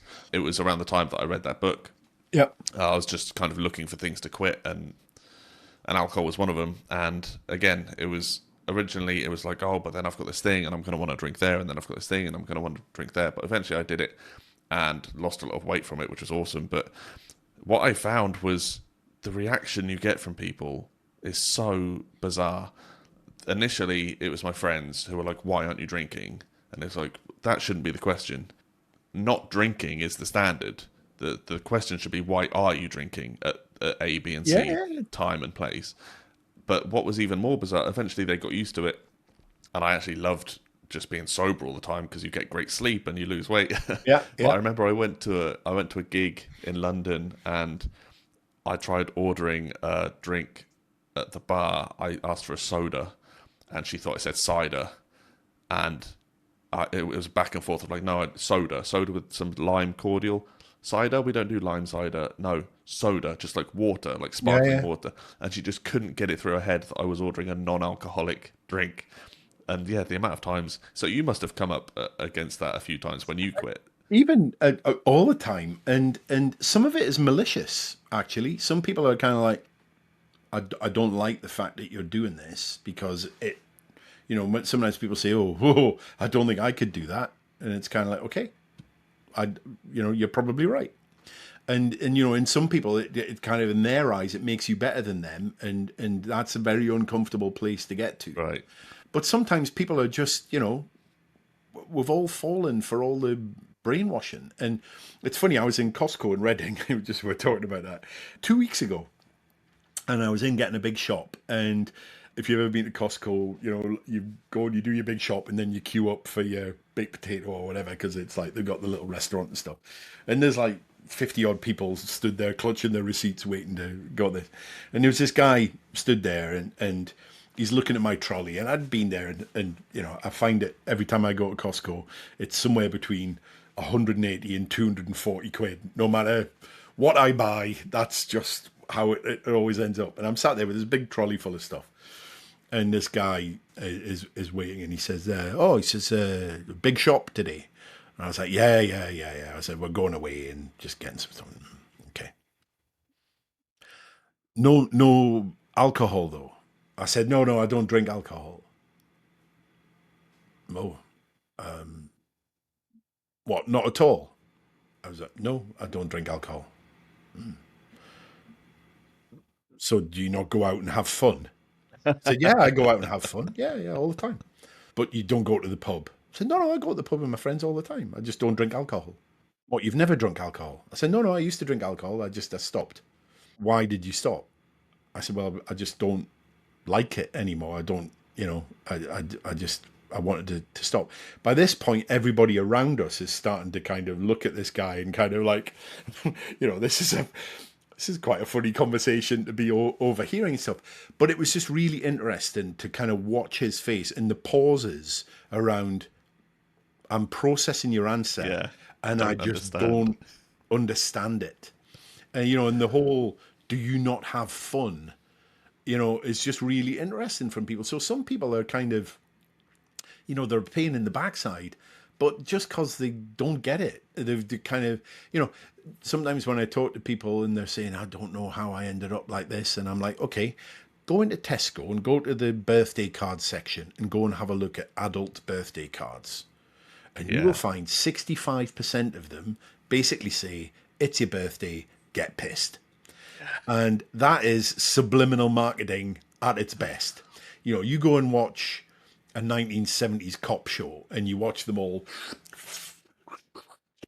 and that's what we all grew up on. And so all of this stuff, it's just omnipresent, and it seeps in, and we're just taking it all in. And and then your perspective shifts and you see all this stuff, and people start kind of saying things like, "That's outrageous. How did they get away with that?" And it's kind of like, yeah, but you've got to also understand that before you just accepted it. And that social media post that was very funny about drinking and all that kind of stuff, your subconscious mind saw it, you scrolled on by, boom, and it goes boom, boom, boom. Now you've got a filter that kind of goes, that's not what I believe anymore, and you feel differently.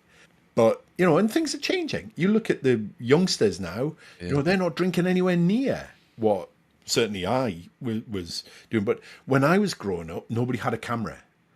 And so you went out, you got completely and utterly trolleyed, and you woke up in the morning not really able to remember anything. And all your mates are like, "Oh, great night last night," and you're like, "Yeah, yeah, yeah, yeah." You're like, "I don't know," and the fact that you couldn't remember it, you kind of then told yourself that it must have been a great night. But now you get completely off your face there's people there with camera phones, and you see a picture of yourself, with the bloodshot eyes, and you kind of go, well, actually, I don't look like I'm having a particularly good time there, and that feedback loop is broken. And also now there's jeopardy. If you go and you're sick all down yourself or whatever, and your mates are going, oh, click, click, click, click, click, and there's evidence, it's embarrassing. Whereas, I got up to all sorts of stupid stuff and there's no record of it anywhere. So, and they've got that dopamine addictive process. It's happening with other things. I put a picture on Instagram and I only got 20 likes for that one. Because I like every time there's a little dopamine spike every time somebody engages with it. And I crave it, and I miss it if I put a picture up and it doesn't get the same kind of engagement or whatever. So, there's a mental health crisis coming for very different addictive, situations. It used just to be booze and cigarettes and a little bit of drugs. Now that landscape is completely changed. Yeah. When you were talking about the neural receptors and the whole dopamine, the way dopamine works, I'm curious if you know the answer to this. So as you say, when you would go into a sugar cane field and eat sugar and your brain goes, calories, this will help us survive. What is it with alcohol? Because for my personal experience, and this might not be the case for everyone, but when I go to the pub, I'll have 2 beers, and after my second beer, that's when I feel the best. I'm a little bit tipsy, feeling really good, and then my brain goes, have another one then. And then you have 3, and then you're drunk. Yeah. But then you have a 4th, and you get more drunk, and it's just a downward. In terms of feeling, you just feel worse and worse and worse the more you drink. Yeah. But the peak was after the second, so why did you keep going? Yeah, I mean, a lot of people will say, I just don't have an off switch. And the thing is that pleasurable feeling, the dopamine, the more you get, it's like I was saying about somebody sitting eating a tub of Ben and Jerry's or something, and it's kind of, I'm actually accelerating my way through this. I'm not, going like, I'll savor the first couple of spoonfuls and go like, isn't that nice? And then I'll put the top on and I'll put it back in the freezer. And I'm like, when I have a tub of Ben and Jerry's, it's kind of, away goes the top. It's kind of, because I know it's not going back in the freezer. So it's kind of, the key thing is not to start, because it just kicks off that whole dopamine thing. And the thing about dopamine is the more you get, the more you want. But then over time, what happens is you then develop tolerance, and it's the more you get, the more you want, and then the more you need. The other thing that is interesting is the with serotonin as well. So dopamine is pleasure, serotonin is happiness. And as well as down-regulating dopamine receptors, it also down-regulates serotonin receptors. And some people are kind of like, okay, so what? And it's kind of like, well, if alcohol made you happy, then people who are addicted to it would be the happiest people on the planet. And they're not. They're the most unhappy people on the planet, unless they're actually in that kind of whole thing. But to kind of directly answer your question, I mean, when you're getting that kind of, yeah, I get that kind of happy, buzzy type feeling, if that process has already kicked in where you're going, I love this, and you've got that kind of association that says, I'd rather than kind of going, okay, I'll stop now, and I'll let that buzzy feeling, and then maybe at the end of the night, I may have another drink to kind of top up or whatever. It's not how it tends to work. Your primitive animal brain says, this is good, do more of it. Right. And then just keep doing it. And obviously then intoxication takes in. By that point, you're not making decisions. I mean, I often say to people, if you're going to sit your driving test, you wouldn't go, I'll have a couple of pints beforehand just to kind of, take the edge off my nerves, because that your decision making would be completely gone. And that's why when people say, I'll just go out and have a couple, and then, they wake up, face first in the wherever. And it's kind of, why can't I switch off? I was chatting to a lady, actually, a very sweet old lady, she was a widow, and she was asking my advice on things. And she said, what I'm doing is I'm trying to she was drinking half a bottle of, I think, rum each day. And she said, what I'm doing is I'm opening the rum and I'm pouring increasing amounts of it away before I start. And she wasn't wanting to kind of work with me on the psychological standpoint, but I said, look, I said, what you're actually doing is remarkably wise, because what you're not doing is you're not saying, well, I'll just drink half of it and then you'll sit and look at the half and go, Yeah. I'll stop now. What you're actually doing is you're removing half of it beforehand, so you finish the thing and there's none left. So actually, there's real wisdom in what you're doing. You're not leaving it to chance when you're not going to be making good decisions. You're actually taking stock, the intoxication element. I mean, alcohol just poisons your neural pathways. If you were drunk and you went into A&E on a Saturday night or whatever, and you had the symptoms of intoxication, and your friends were there, and they said, right, how much of has this person had to drink? And if you said they've not been drinking, then they would immediately assume that you'd had a stroke, Yeah. because your speech is slurred, you're staggering around the place and stuff. It's kind of like you've had a massive brain event. And actually what it is the alcohol has just poisoned your neural pathways, so things don't work properly. What you said about that woman is really wise, but unfortunately, it's ever more increasingly difficult now with Deliveroo and Uber Eats, Yeah, because you yeah, can yeah. get stuff from Sainsbury's and Tesco's delivered to you. So with my whole food thing, I don't buy snacks and pizzas and crap because then it's not in the cupboard. I'm not tempted. Yeah. But there have been times where I'm like, well, I've got an app. I'll just get that crap Yeah. delivered. So like, I think the need for willpower is just going to increase. And I have never taken an account with any of those things, because I'm kind of like, you know what? It's like me and gambling. I'm like, you know what? I don't think that's going to lead to a particularly happy place for me. It's not something I want to get a taste for. And if I want to go and get something, then I will go get in my car, drive to a supermarket, and I will go and buy it. But I'm not going to have somebody just. I mean, fast food is just. I mean, you will go into a McDonald's. Sometimes I'll take my youngest in, and we'll go and sit there, and it's like there's 5 customers and 15 Deliveroo drivers Yeah. waiting, and you're like, wow, if you can't be asked to get off your backside and actually go to McDonald's, you just got to, have it delivered to you. It's like, what does that actually say? But it's I'm glad that stuff. I kind of quit drinking before that stuff really got kind of a foothold in the market, because I hear a lot of people, and it's kind of, and you also go, well, at least I'm not drinking and driving. And it's kind of like, look, this is not a positive, let's be clear, but it's So does your partner drink? a little, yeah. Okay. Interestingly enough, not as much as she used to, because as she puts it, she said, if you and I would open a bottle of wine, I would have to race you to the bottom of it. And now, a bottle of wine will sit in our fridge for a week, and she will sip her way through it. Generally, she tends not to drink in the week anyway. I mean, it's interesting, just things like, a bottle of gin would last 2 nights maximum in our house. I think we've got a bottle of gin in the cupboard that's been there since Christmas. So, and a big thing for me was I didn't want to impose my choices, my decision on anybody else. So, and I find even now, there are people who, if I'm out in company and people will be stood with a glass of wine, they'll be looking at me and looking at the wine, and they're kind of going, is this all right? And I'm like, it really is. Just because I'm choosing not to drink, you do whatever you want. And but I find myself having to reassure people on Yeah. that front, even though they know kind of my story and stuff like that. They're just trying to be kind.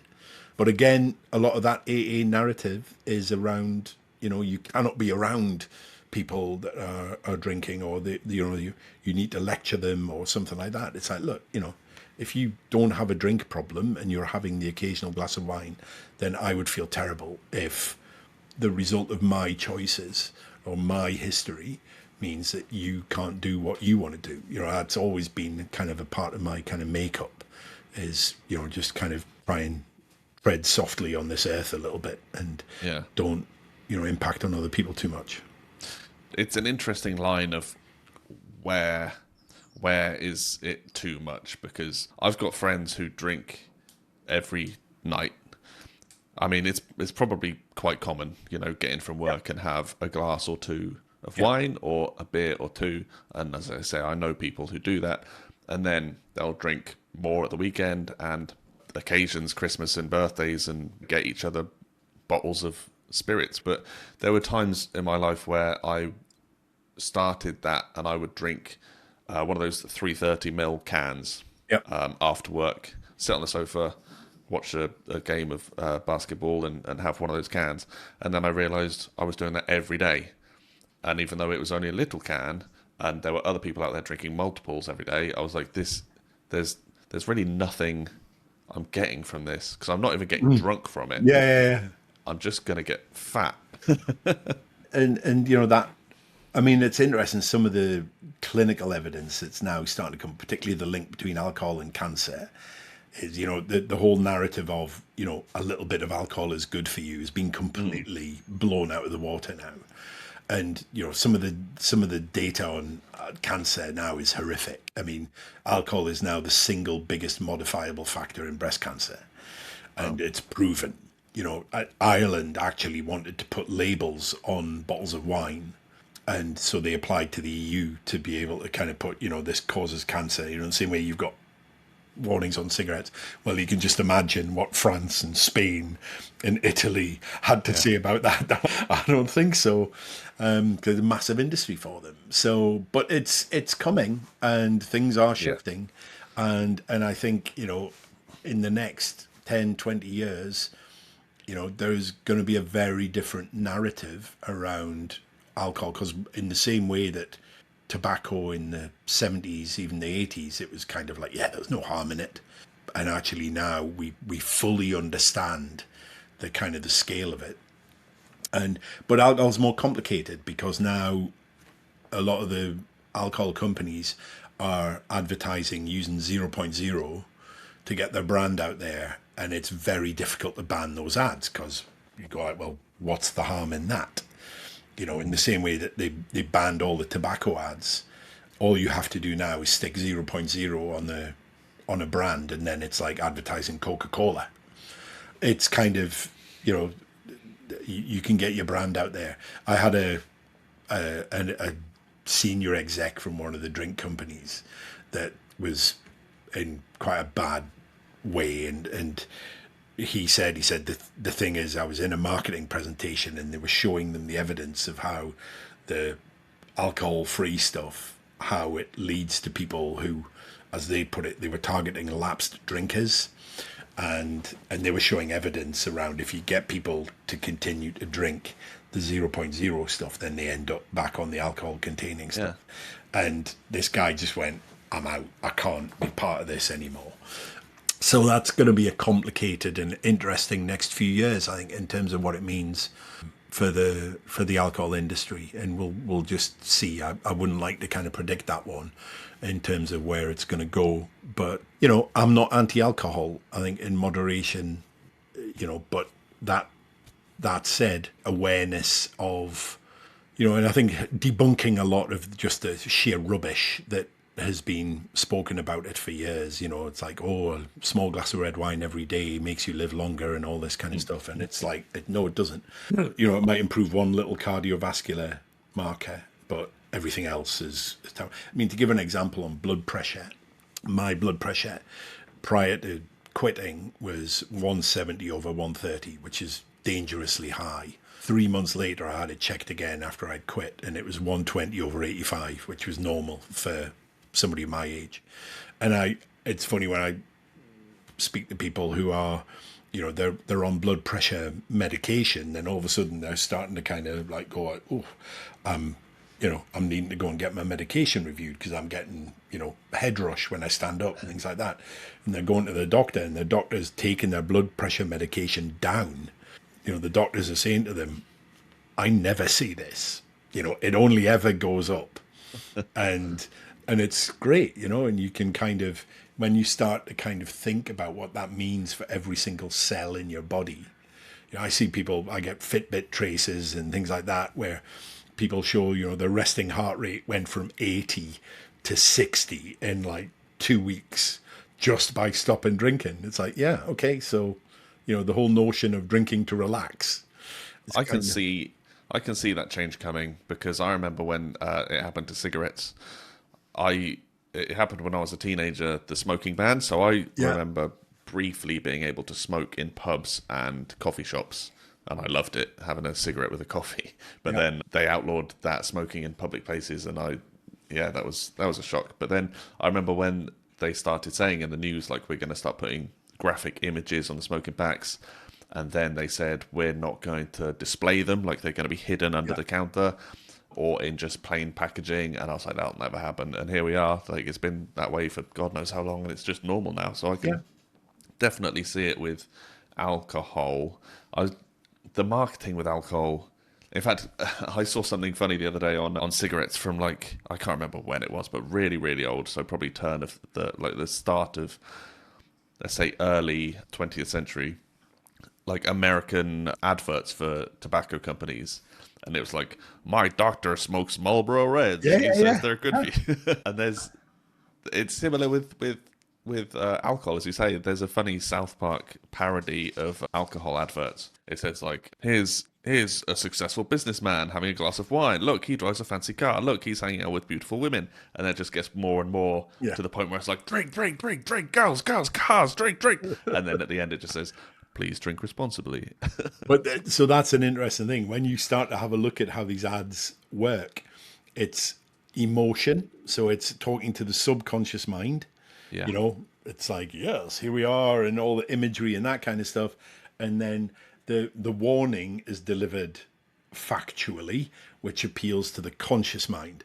And right. bearing in mind, your conscious mind is 2 to 6% of your mind, and the subconscious is 94 to 98. Oh, These people okay. are not stupid. It's kind of like appeal to the subconscious, but warn the conscious. And look at that, we're being responsible Yeah. citizens. It's like gambling. When the fun stops, stop. If you're addicted to gambling, the fun stopped a long, long time ago. But it's like, don't ban us. We're being responsible. And yeah, I mean, that's a whole different conversation for another day. But, these people are not stupid. They understand how this process works. You look at all the big brands, whether it's coffee, whether it's, energy drinks, whether it's alcohol, whether it's, technology, all of these things, it's all dopamine. Yeah. It would be a disservice to you if I didn't ask you about your things you do. So you've got Sober in Seven, right? Do you want Yeah, to talk so about that? Sober in Seven is a website. If people are looking for kind of help, I run periodically, I run free web classes where you can start to understand a bit more about the subconscious mind. There's opportunity to book calls with me if you want to kind of talk about coaching. My book's on Amazon, Sober in Seven. There's a whole host of different sort of downloads on the website and blog articles and things like that, a bit more about my journey, but just some of the science behind it as well. So if you're kind of curious about kind of educating yourself, I would say go to soberinseven.com, just the words sober in seven. You can catch up on all the socials and things like that. But I'm really passionate about what I do. And I think a lot of and I'm really grateful for, such a great conversation today. I think it's just to try and, put that message out there. I keep going back to quest that I had when I was looking for answers. I wanted somebody to just go, hey, I quit and I managed it and my life got better. Because a lot of the narrative is like, oh, well, it's like it'd be a lifelong battle. You've got an incurable disease and all this kind of stuff. And I was like, oh, God. And so for me, I just want to be the guy that I was looking for at the time. Yes. Of just kind of go, look, you know what? It's okay. There's nothing wrong with you. You're not the piece of shit that you tell yourself. Sorry, apologies for my language. When you wake up and what you're telling yourself in the morning, beating yourself up, it's like, that is not you. If it was you, you wouldn't care. It wouldn't be a problem.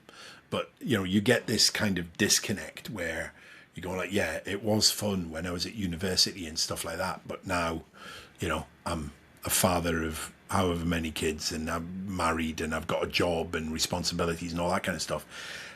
When you're at uni, if you go out and get blasted and sleep in and miss a couple of lectures, There's very few downsides. Whereas, when you've got people who rely on you, it's different. Yeah, just if you feel like it's an issue, if you want to talk to somebody, if you want to just educate yourself a bit, it all just starts with just kind of learning. Alcohol addiction is a learned process. You learned to get addicted to it. Getting over it is also a learning process. And it's like I was saying about the kind of neural pathways. If your dominant neural pathways are saying, I need this stuff in my life, and that little voice is saying, yeah, but, I don't want it anymore. We've got to give that little voice a megaphone to be able to compete. It's like, if I can just finish with a little story. There's a story I use a lot with, it's a kind of a fable about a Cherokee elder in a Cherokee Native American tribe is sitting by a river one day with his grandson, and they're talking about life. And he says to his grandson, he says, there's a terrible battle going on inside me, and it's going on inside you too, and it's going on inside everybody else that you will ever meet. And it's a battle between two wolves. And one of those wolves is anger, fear, resentment, self-pity. And another one of those wolves is good. It is love. It is caring. It's compassion. And the little boy's thinking, and he says, well, which one wins? And the old man says, the one you feed. And that had such a profound impact on me. And I think, for me, it's kind of, I feed my good wolf every day. I don't starve my bad wolf because I don't give him any attention at all. But I feed my good wolf. I try to do good things for good people. And I try to, give myself a break as well. Because compassion, can start at home as well. And, just feed your good wolf today. And you just watch your life change in front of you.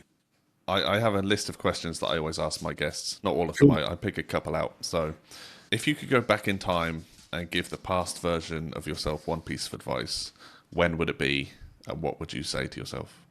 There's not much I would change, all of the kind of bad stuff. And even ironically, the drinking, now I see it has meaning. I think for me, it would probably be 18-year-old me. I would just say, it's going to be okay. Whatever you go through, it's going to be okay. Everything's going to work out, but not necessarily in the moment. As I said earlier, I'm an atheist, so I don't mean this from a religious standpoint, but I have come to believe that everything happens for a reason. So not in a predetermined sense, but in a sense that, for example, if you went back to your 18-year-old self and said, stop drinking because it'll lead to alcoholism, then right now you would still be working in sales. You wouldn't have been on this journey, and you wouldn't be helping other people do those things. I think we need to experience bad things to overcome them and turn them into something great. Lastly, what does the perfect version of you look like? Wow. Probably looks like the Invisible Man. I've no desire to be perfect. I don't know, somebody who can be loving irrespective of provocation. That's something I'm working on. There's lots of bad stuff happening in the world that makes me very angry and impinges on my sense of fairness. Maybe I could be a bit more loving no matter what I get hit with.